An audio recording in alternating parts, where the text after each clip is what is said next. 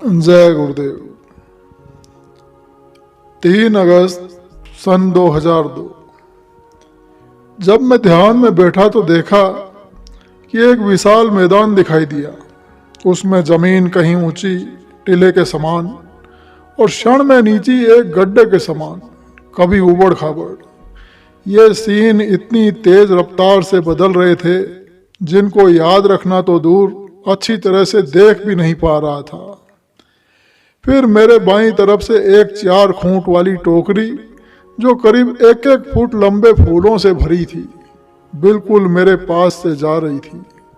पर फूल किसके थे पता नहीं, क्योंकि इतने लंबे फूल तो मैंने कभी कहीं देखे ही नहीं। फूलों का रंग गुलाबी था। कौन उनको ले जा रहा था, कहाँ ले जा रहा था, कोई पता नहीं। अपने आप ही टोकरी चले जा रही थी और देखते देखते गायब।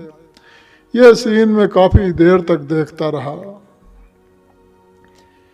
4 अगस्त सन 2002।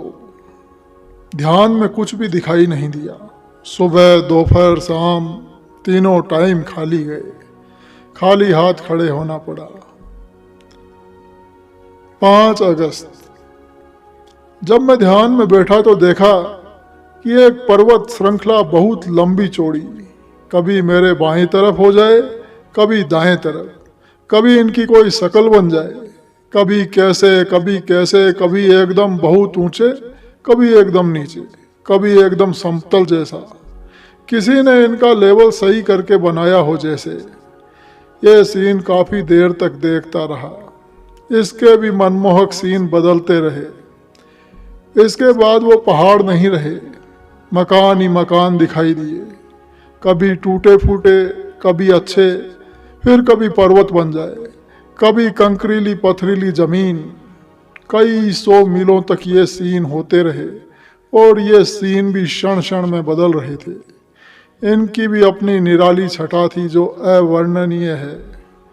जो सीन क्षण क्षण में बदल रहे थे उनका वर्णन करना बड़ा ही कठिन है।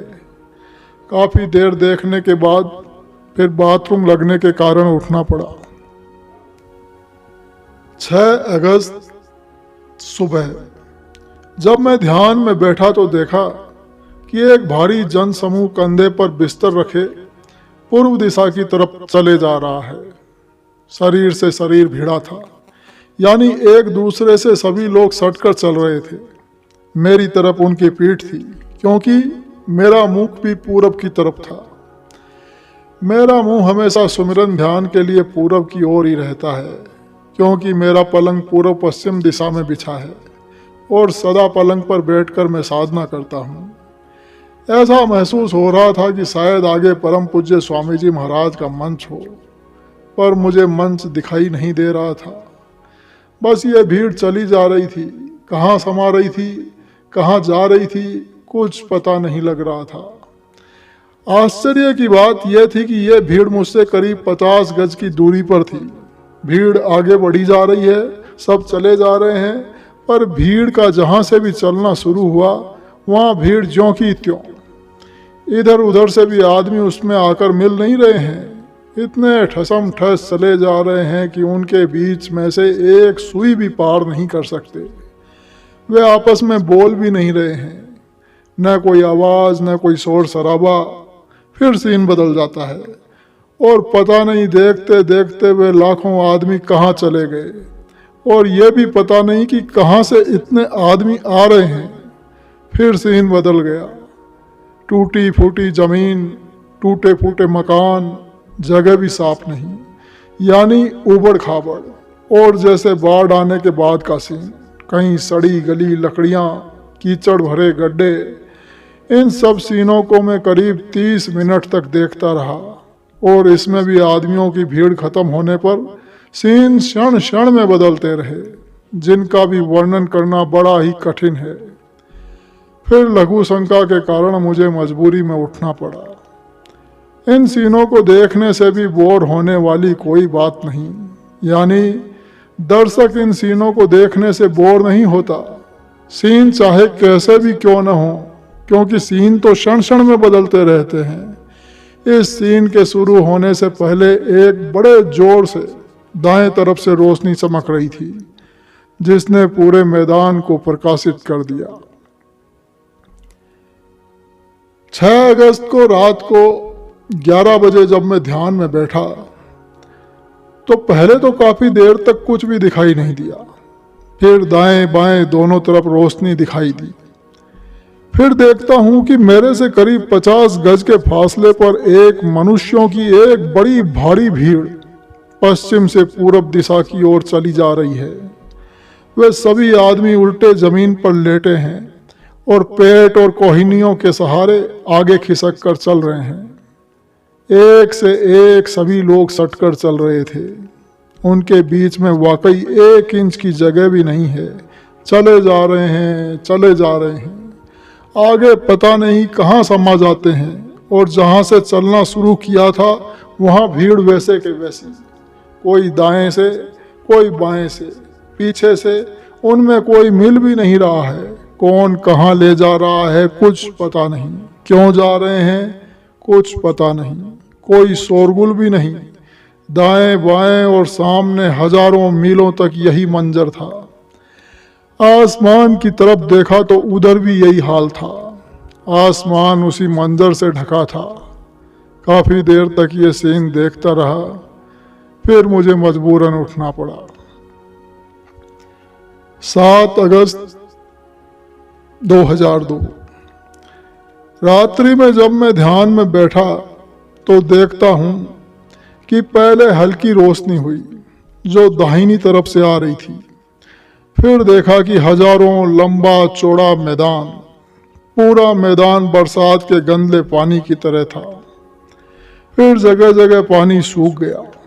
कहीं ऊंची नीची जमीन, टूटे फूटे मकानों के मंजर नजर आ रहे थे। ये सीन मैं 15 मिनट तक देखता रहा। फिर सब खत्म और लंबे लंबे पेड़ दिखाई देने लगे। इनकी ऊपर की पतली पतली शाखाएं आसमान तक छा गई। फिर 1-2 मील के फासले पर इन पेड़ों की पतली शाखाओं से पानी के झरने बहने लगे। मैंने अपने सिर के ऊपर देखा तो यही हाल था। कुछ देर तक ऐसा रहा, फिर सारा खेल खत्म और चारों तरफ अंधेरा छा गया। फिर काफी कोशिश के बाद भी कुछ दिखाई नहीं दिया। फिर मैं उठ गया। 7 अगस्त को ही रात 11 बजे से 12 बजे तक जब मैं ध्यान में बैठा तो देखा कि कुछ कचरे की किस्म, जैसे नालियों का प्लास्टिक जैसी किस्म का कचरा मेरी तरफ आए जा रहा है। उस कचरे को कौन धकेल रहा है और फिर कहाँ जा रहा है, कितनी दूर से आ रहा है, कोई पता नहीं। सैकड़ों मील दूर तक मैदान ऐसा ही टूटा फूटा गड्ढे जैसे पड़ जाते हैं। न कोई सड़क, न कोई रास्ता, ऐसे ही उबड़ खाबड़ है। 10-5 मिनट तक मैं ये सब देखता रहा। 3-4 आदमी सामने से मेरी तरफ आते दिखाई दिए। वे आदमी आते आते ही पता नहीं कहाँ गुम हो गए, जबकि मैदान में कहीं छिपने की जगह नहीं है। फिर सब टूटा फूटा आलम खत्म और रोशनी हो गई। और रोशनी होते ही सफाई सी नजर आई। देखा तो पत्थर के मकान बनते जा रहे हैं। उनकी लंबाई ऊंचाई का कोई पता नहीं। न उनमें कोई खिड़की लगाई जा रही है और न कोई दरवाजा। उनको बनाने वाला भी कोई नजर नहीं आया। बस देखते देखते बनते जा रहे हैं। फिर मैं पैरों में दर्द होने के कारण उठ गया। 8 अगस्त को सुबह, दोपहर, शाम और रात बेरंग कुछ भी दिखाई नहीं दिया। 9 अगस्त सन 2002 वही बड़ा मैदान, बाढ़ आने के बाद का सीन। जहां तक जमीन दिखाई दी गंदे गड्ढे पड़े हैं, कहीं कचरा पड़ा है, कहीं गहरे गड्ढे हो गए हैं। रास्ता कहीं नहीं। मकान जैसे आधे गिर गए, आधे बह गए और बाकी अपनी बर्बादी की कहानी सुना रहे हैं। न कोई जानवर, न कोई आदमी, न कोई अच्छा एरिया। चारों तरफ गंदगी जैसा आलम था। यही दिखता रहा और बर्बादी के सीन नजर आते रहे। नालियां नहीं हैं पर उनका कचरा अवश्य पड़ा है।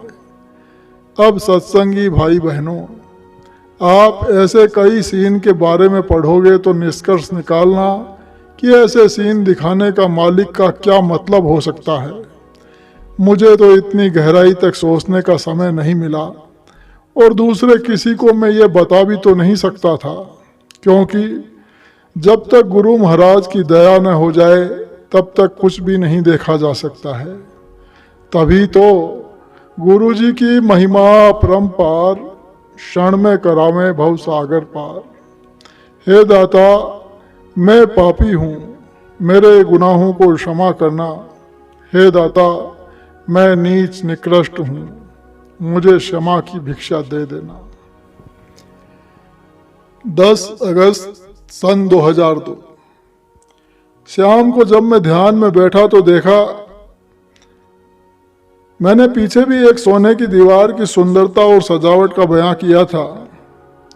अब जिस दीवार के बारे में, उसकी सुंदरता और सजावट के बारे में लिख रहा हूँ, इसके मुकाबले में पहली दीवार की सुंदरता कोई मायने नहीं रखती थी। मैंने देखा कि एक सोने की दीवार है, उसकी लंबाई, चौड़ाई, ऊंचाई का कोई अता पता नहीं। उस दीवार में एक बड़ा गेट है। इस दीवार को मोतियों से जड़ा गया है। उसमें जो गेट है वो एक गुफा की तरह है। गेट की चौड़ाई करीब 20 फीट होगी, ऊंचाई का कोई पता नहीं। उस गुफानुमा दरवाजे के अंदर का सब कुछ हजारों मीलों तक साफ दिखाई दे रहा था। वो दीवार सोने की थी, फिर भी उसको सोने और न जाने किस किस किस्म के बारीक से बारीक मोतियों से सजाया जा रहा था। कोई कोई मोती तो राई के दाने के बराबर थे। सोने की अपनी अलग चमक थी, तो मोतियों की भी अपनी अलग अलग चमक और शोभा थी। और क्या फुर्ती से जड़ाई पर जड़ाई का कार्य हो रहा था। कौन कर रहा था कोई पता नहीं, और क्यों कराया जा रहा था कोई पता नहीं। उनकी शोभा का वर्णन बड़ा ही कठिन है। और फिर सीन पर सीन क्षण क्षण में बदल रहे थे। और उस गेट नुमा गुफा के अंदर दोनों दीवारों और छत में भी यही सजावट हो रही थी। गेट या गुफा के पीछे की दीवार कभी हजारों मील पीछे चली जाए, कभी फिर हजारों मील आगे चली जाए, और वो भी क्षण मात्र में। दरवाजे की या उस गुफा की पीछे की दीवार जो मेरे सामने है, मैं देख रहा हूँ, वो अवश्य आगे पीछे आ जा रही थी, पर दीवारें एक जगह स्थिर थी। सिर के ऊपर देखा तो उधर भी यही सीन था। उस गेट के आखिर में, जैसा कि चित्र में निशान है, मालूम देता था जैसे किसी देवता की आकृति हो। उस पर भी जड़ाई का जोरदार कार्य किया गया था। जड़ाई पर जड़ाई। ये सीन मैं पौन घंटे तक बराबर देखता रहा। उस शोभा का वर्णन तो हो ही नहीं सकता, और सीन भी क्षण क्षण में बदलते रहते हैं। ये सब गुरु महाराज की असीम दया कृपा, उनकी दया और मेहनत से मैं ये सब देख और सुन रहा हूँ।